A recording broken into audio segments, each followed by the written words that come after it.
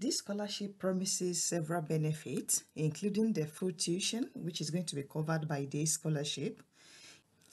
This scholarship will also provide you with a flight ticket from your home country and into Australia and back to your home country at the completion of your study. It also provides you with a one-time allowance, which will help you to establish yourself in Australia. So you can use this one-time payment towards your accommodation, in buying textbooks, study materials. It also provides you with a medical health insurance. And if you need to take a pre-English or pre-course English exam, this scholarship is also going to cover such fee and these other extra benefits listed on the screen. The name of this scholarship is known as the Australia Award Scholarship, and the scholarship is to contribute to the development of Australia partnered countries. You need to note that this particular scholarship, it has a condition, and the condition is that at the completion of your study, you need to move out of Australia for a minimum of 2 years. So if you're planning to permanently reside in Australia at the end of your study, then this scholarship is going to become a study loan, which means that you will have to pay it back if you want to stay in Australia. How would you make this application? In order for you to make this application, these three informations are provided to us. First is the list of participating countries, and depending on the country you are applying from, the deadline, the opening date and closing date also is specific to the different countries and the participating institution. But let's first check the participating institution where you can study with this scholarship. These are several universities on the list, from the Australian Catholic University down to Bond University.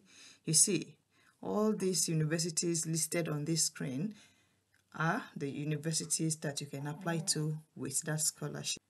Next, let's check the opening and closing date for the different countries. If we click on the participating countries, you can see here that there are several countries ranging from Asia down to Pacific, Middle East, Africa, and some in-country contact. For the Asia, you can see that we have Bangladesh, Nepal, Pakistan, Sri Lanka, Vietnam. For the Pacific, we have this federal state of Micronesia, Fiji, Nauru. All these countries are shown on the screen. For the Middle East, we have the occupied Palestinian territory. We have almost all the African countries, from Nigeria down to Botswana, Ghana, Ethiopia, Madagascar, Mozambique, Nigeria, Rwanda, Zimbabwe, and Zambia. And most countries listed, the application period, which is the opening date, is from the 1st of February and the closing date is the 3rd of May. So if you check for your particular country, you can see that this opening and closing date appears to be the same. I'm sure you are wondering that, but the date that is shown here is saying 2023. Yes, this was the application last year for people that will be going to Australia this year, 2024. And if you search on Google, you can see here that it shows that for next year, people that will be going for next year, academic year, the application is going to start from the 1st of February 2024. These countries in Africa are the ones that can make the application for the Australian Award Scholarship. And here in the PDF that we just downloaded, we can see the information that is provided. We can see that the priority field of study for Africa includes climate change, agriculture and food security, mining and energy, foreign policy and international security. If we're to download the same information for people from another country, the area of focus might be different. So for instance, let's check for Asia. So if we check for Asia, let's for instance, we select Nepal, then we can see what the information, the instruction for Nepal would be if the same area of focus as Africa is going to be the same for. So as you can see that for Nepal, it's a bit different, it's a different field of study. So the one for Africa showed a different area of study. You can see climate change, that is also similar with Africa. You can see disaster risk reduction, economic development, governance, inclusive education, natural resource management, sustainable infrastructure development.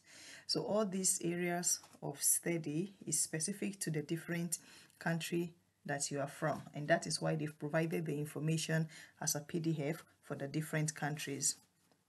The eligibility criteria is country specific. I've mentioned that earlier. In order for you to then make the application, the qualification of a 4-year bachelor degree program is required, and a work experience. Particular qualification and experience, it needs to be in line with the field of study you are going to be selecting. An English test score is required for those that will be writing the IELTS English test. A 6.5 minimum or higher grade is required. For those that have studied their undergraduate degree in English, they do not need to provide an English test result because it's written here. No other English language test result will be accepted. IELTS testing result is not a requirement for applicants. If English was the language of instruction for the undergraduate degree, or you've studied in Australia within the last 2 years, or you've completed over 5 years of study in one of the following English countries.